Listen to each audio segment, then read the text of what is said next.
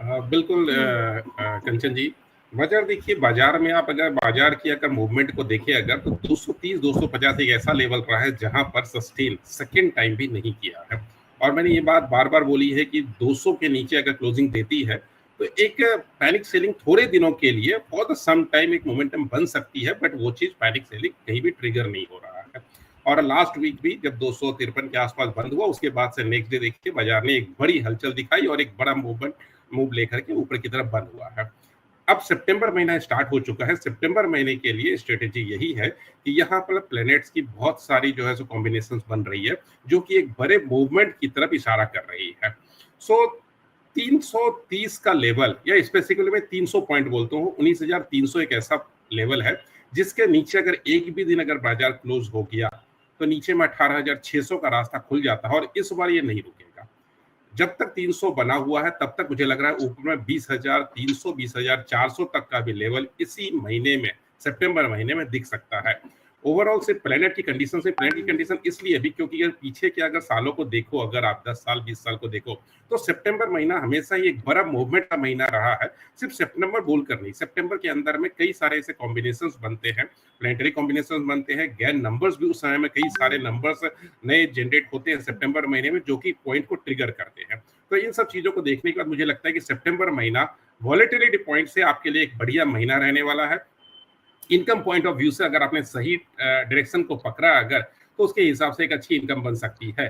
तो ऊपर में 20,300 400 तक अवेलेबल दिख रहा है, और 19,300 को अगर ये ट्रिगर कर दिया और 19,300 के नीचे अगर एक भी दिन बंद कर दिया तो 18,600 तक का लेवल बनता है। लेकिन ये सेलिंग जो है पैनिक सेलिंग नहीं हो रही है, ये सेलिंग आपके लिए एक अच्छी अपॉर्चुनिटी होगी कि सितंबर महीने के बाद में अक्टूबर नवंबर दिसंबर जो अगला क्वार्टर होने वाला है वो बहुत जबरदस्त होने वाला है, जो कि मार्केट को एक नई ऊंचाई की तरफ ले जाएगा। अगर सितंबर में ये सेलिंग बनती है तो चांसेस जो है वो 50-50% है। डिपेंड करता है 19,300 को ट्रिगर करता है कि नहीं करता। अभी जिस जगह पे चल रहा है 450-55 के आसपास में, तो मुझे नहीं लगता है कि यहाँ पर जो है तो बहुत आसानी से 300 को ट्रिगर कर जाएगा। तो इसीलिए हम इसके अंदर बने रह सकते हैं, और स्टॉक स्पेसिफिक एक्शन लेना है तो आपके अच्छे अच्छे स्टॉक्स के अंदर में कहीं भी अगर गिरावट आती है उसके अंदर में बाइंग करते जाए। पावर सेक्टर, केमिकल सेक्टर, कई सारे सेक्टर है जिसके अंदर में एक अच्छी अच्छी बढ़त जो है वो सितंबर महीने में देखने को मिलेगी। जी। तो इसका मतलब ये है कि जो सितंबर का मंथ है ये हमें एक वॉलेटाइल मंथ देखने को मिल सकता है, लेकिन जो आने वाला जो टाइम है, एक फेस्टिव सीजन है, उसके साथ हमें बाजार के अंदर एक अच्छी खासी बढ़त देखने को मिल सकती है। ठीक है, लोकेश सर सीधा आपके पास आते हैं। सर, एक हमें लग रहा था कि बुलिश ट्रेंड हमें दिखेगा, फिर सारे के सारे जो मार्केट एक्सपर्ट्स हैं उन्होंने बोला कि एक जो मेजर सपोर्ट लेवल्स हैं उनको एक बार ब्रीच करेगा, उसके बाद वापस से मार्केट के अंदर एक अच्छी खासी हमें तेजी देखने को मिलेगी। जो मेजर एक सपोर्ट लेवल बताया था वो बताया था 19,200 300 के पास, उसके बाद जो बताया था 18,800 900 के बाद वो, लेकिन 18,800 900 तक पहुंच नहीं रहा है और बीच में अटका हुआ है। ऊपर जाएगा नीचे जाएगा, बाजार करना क्या चाह रहा है एग्जैक्टली? बाजार तो अपना चाल चल रहा है मैडम। अगर ध्यान से देखा जाए तो पैसा जबरदस्त बन रहा है मार्केट में। लास्ट अगस्त मंथ में अगर देखोगे मार्केट 200-300 पॉइंट के रेंज में था, मगर जो स्मॉल और मिड कैप में रैली आई हुई है उसमें 40-40 50-50% के भी मूव आपके चैनल पे हमने स्टॉक दिए हैं उसमें आया हुआ है, जो हम जब स्टॉक स्पेसिफिक एक्शन में बात करेंगे उसमें देखेंगे। तो अगर मैं निफ्टी की बात स्पेसिफिक बात करूं तो निफ्टी रेंज बाउंड हमने पहले भी बोला है, 250 200 ये सपोर्ट का काम कर रहा है, और ऊपर 550 600 ये रेजिस्टेंस का काम करेगा। इसी रेंज में ट्रेड करेगा जब तक रेंज ब्रेकआउट ना हो आइदर साइड। अगर ऊपर की तरफ साइड रेंज ब्रेकआउट होता है तो हम न्यू हाई की तरफ निकलेंगे, और नीचे की तरफ आता है तो 18,900 18,800 तक हम आ सकते हैं। ये इंडेक्स स्पेसिफिक की बात कर रहा हूँ, मार्केट स्पेसिफिक बात नहीं कर रहा हूँ, क्योंकि ये अभी टाइम अगस्त का मंथ टाइम करेक्शन था, ना ही मार्केट ऊपर जाना था ना ही मार्केट नीचे आना था। मगर हुआ क्या, फ्राइडे को एक बड़ी अनाउंसमेंट हुई गवर्नमेंट की तरफ से, जो अभी भी अटकेले बोल सकते हो आप, जो वन नेशन वन इलेक्शन की बात जो चल रही है, तो बाजार इसको डिस्काउंट करना स्टार्ट कर दिया है। और ये बाजार मांग के चल रहा है अ, जो वन नेशन वन इलेक्शन अगर होना है तो दिसंबर जनवरी फरवरी में भी ये इलेक्शन हो सकता है, पूरे जितने भी होना है। तो उस केस में प्री इलेक्शन रैली की स्टार्ट फ्राइडे को हो गई है। उसका जो विराम होगा या नहीं होगा वो 18-19 को जब अपना पार्लियामेंट चलेगा उसके बाद मालूम चलेगा। तो मार्केट उस चीज को अब डिस्काउंट करना स्टार्ट कर दिया। अगर इलेक्शन जल्दी हो रहा है तो क्या होगा, उसके हिसाब से, क्योंकि आज के दिन पे जो सिनेरियो था, दो दल है, एक तो एनडीए है और एक है इंडिया INDI है, करेक्ट।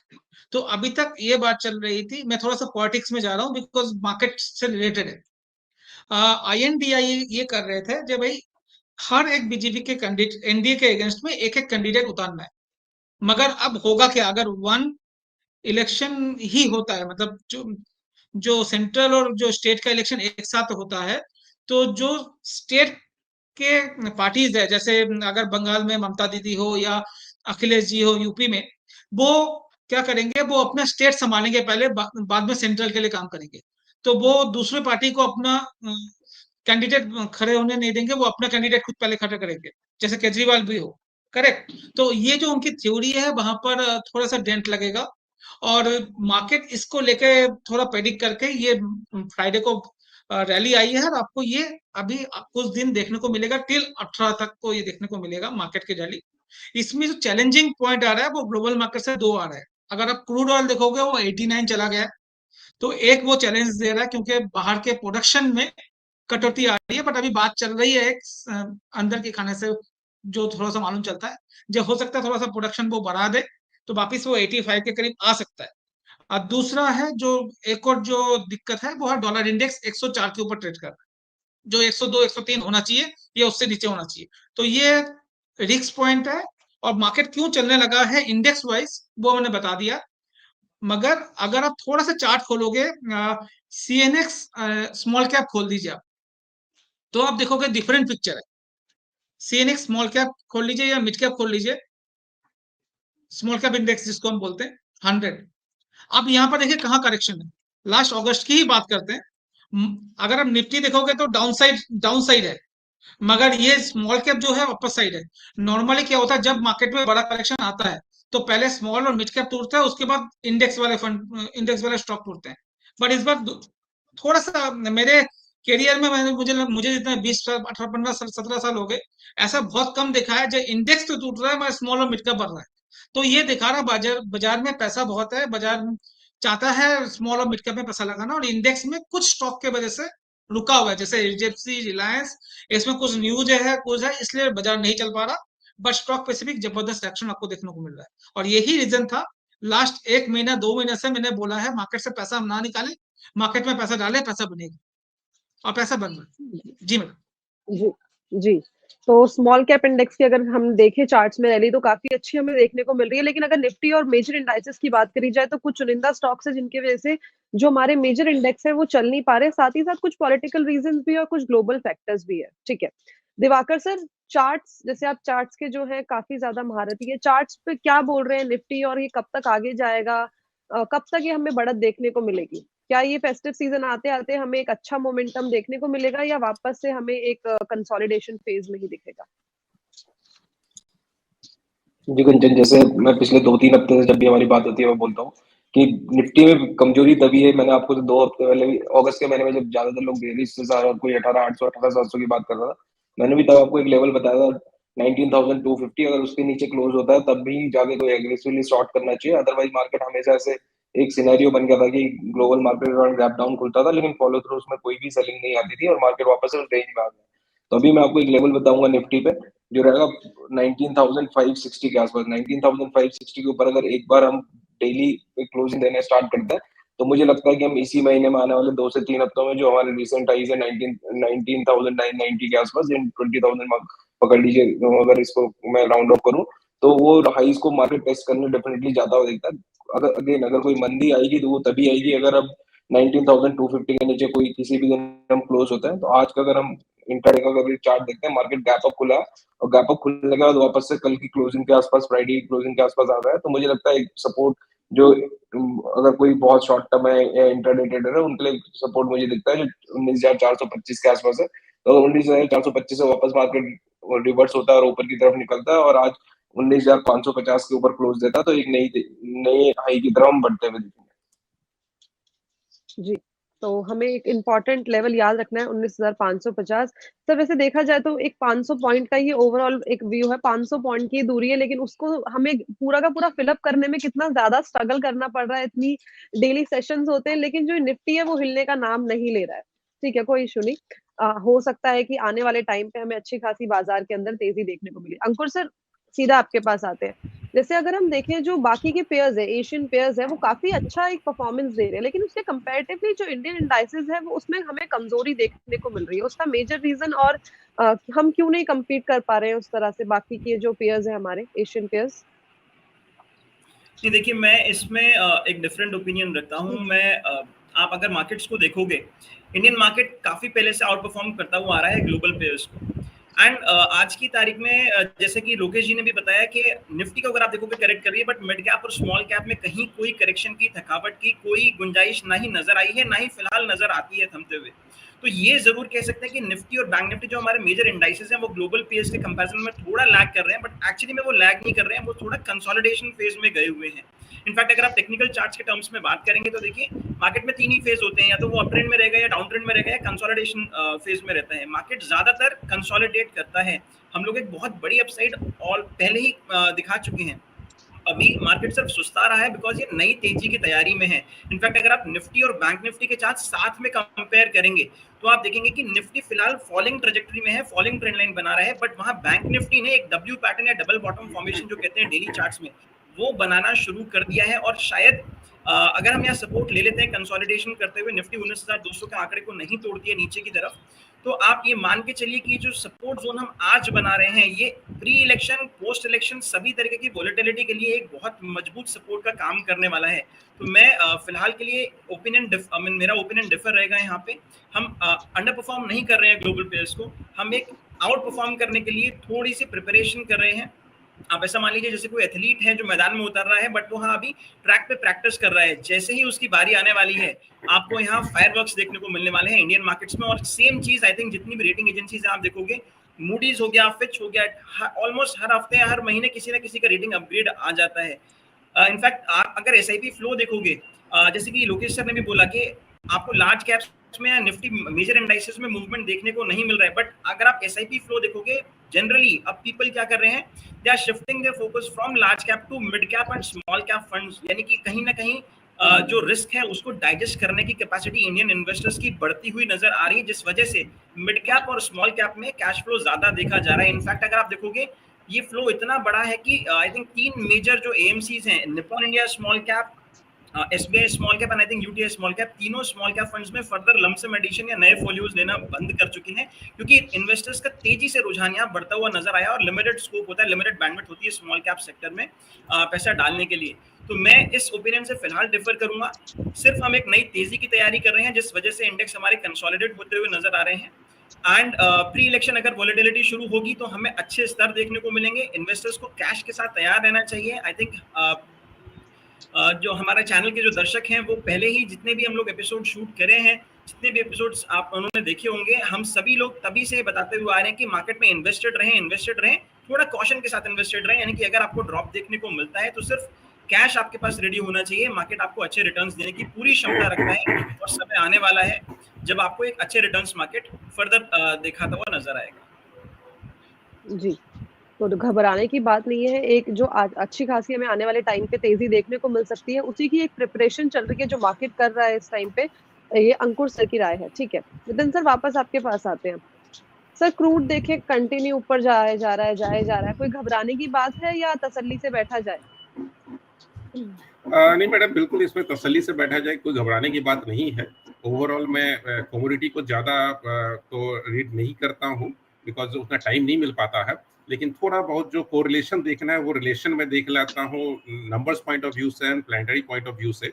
तो ओवरऑल जो एक अंकुर जी ने बात की, जो ओवरऑल जो डेटा आ रहा है, चाहे मोडीज का डेटा है, चाहे जो भी एजेंसी का डेटा है, देखिए ओवरऑल इंडियन मार्केट के लिए मैं हमेशा बोल रहा हूँ कि ग्लोबल मार्केट की एक अलग पर्सपेक्टिव बन रही है। उधर जो होना है होता रहे, हम उसमें इन्वेस्टेड नहीं और ना ही हमारा चैनल उस मार्केट के लिए कहीं कुछ बातें करता है। हम इंडियन मार्केट की बात करें तो हमारे इंडियन मार्केट के लिए टोटल एक अलग सिनेरियो है। 2024-2025 तक अभी हमारे इंडियन मार्केट में घबराने की बिल्कुल जरूरत नहीं है। मैं हर पैनलिस्ट की इस बात से बिल्कुल सहमत हूँ कि आप इस पे इन्वेस्टेड रहे, पैसा आप इन्वेस्टेड रखिए। अगर थोड़ा पैसा अगर आप बाहर रखे हैं तो समय समय पर आपको कई सारे मौके मिलेंगे जिसमें आपको इन्वेस्टमेंट का मौका मिलेगा। मार्केट में तेजी बदस्तूर जारी है और ये तेजी बहुत अच्छी तेजी और दिखाएगा। अभी तो फिलहाल जो है सो गेम पूरा शुरू भी नहीं हुआ है। जिस गेम की हम आकांक्षा कर रहे हैं, लोकेश जी से भी कई बार नंबर्स बताते हैं, तो उस गेम का तो मैं बोलता हूँ अभी शायद 10-20%, 25% भी अभी तक ढंग से नहीं हुआ है, जो हमें 2024-2025 में जो लेवल हमें दिख रहा है। तो एक बहुत बढ़िया मार्केट आगे के समय दिखने वाला है। कहीं भी एक थोड़ा सा भी अगर डाउनफॉल दिखता है, रिट्रेसमेंट दिखता है, तो मैं हमेशा बोला हूँ आपके शो के माध्यम से कि वो बाइंग अपॉर्चुनिटी बनती है, सेलिंग कहीं ट्रिगर नहीं हो रहा है। जी, ठीक है, तो घबराने की बात नहीं है। ओवरऑल जो हमारा जिस्ट निकला है पूरी बात का, कि इस टाइम पे हम थोड़ा-सा तसल्ली से बैठ सकते हैं। साथ ही साथ सर एक चीज़ और पूछना चाहूँगी, जो ये शुगर के प्राइस कंटिन्यू ऊपर जाए जा रहे हैं, जिसकी वज़ह से डर है कहीं न कहीं जो हमारा फूड इन्फ्लेशन है उसमें इम्पैक्ट आने को मिल सकता है। और साथ में अगर हम डेटा देखें तो 1901 से लेकर अब तक 2023 तक जो मानसून है, वो अगस्त का मानसून सबसे कम है इस बार। तो इस ये जो कंप्लीट ओवरऑल फूड इन्फ्लेशन है, वो कहीं हमारे मार्केट को एक कमजोरी दिखा सकता है? बिल्कुल कंचन जी, इस बात से मैं सहमत हूँ। फूड इन्फ्लेशन में थोड़ा सा इम्पैक्ट तो पड़ेगा ही, और ये बहुत कुछ जो है इनफैक्ट जून जुलाई से ही थोड़ा बहुत दिखना शुरू भी हो गया था। आई थिंक जून महीने में इस बात पर मैंने बात भी की थी कि मॉनसून जो है इस बार थोड़ा सा आपको डिस्टर्ब करेगा भी। एंड शुगर की बात करें अगर, तो मैं ये आपके शो पे पिछले शायद काफी दिनों से शुगर स्टॉक्स को रिकमेंड कर रहा हूं। अगर इन्वेस्टमेंट पॉइंट ऑफ व्यू से बोलूं तो शुगर स्टॉक में खुद इन्वेस्टेड हूं, और शुगर स्टॉक्स को मैं कई बार रिकमेंड किया हूं, कई बार रिकमेंड किया हूं। बट हाँ, अगर इकोनॉमी की बात करें तो डेफिनेटली है कि अगर स्टॉक ऊपर बढ़ रहा है, प्राइसेस ऊपर उठ रही है, तो फूड इन्फ्लेशन पे इम्पैक्ट तो पड़ना ही है, आप उससे इनकार नहीं कर सकते हैं। तो या तो फिर हम सस्ते खाने ही खा ले, या नहीं तो फिर हम स्टॉक्स में इन्वेस्ट होकर के प्रॉफिट ही कमा ले। और मैं ये बोलूंगा कि प्रॉफिट कमा कर आप थोड़ी देर ज्यादा पैसे दे दो फिर। तो ओवरऑल जो है सो इन्फ्लेशन पे अगर आपका सवाल ये है तो डेफिनेटली है इन्फ्लेशन पे आगे भी। इनफैक्ट जो फेस्टिव सीजन आ रहा है उस समय मैं बोलूंगा फूड इन्फ्लेशन पे आपको इम्पैक्ट दिखेगा, दिसंबर तक ये इम्पैक्ट चलता रहेगा।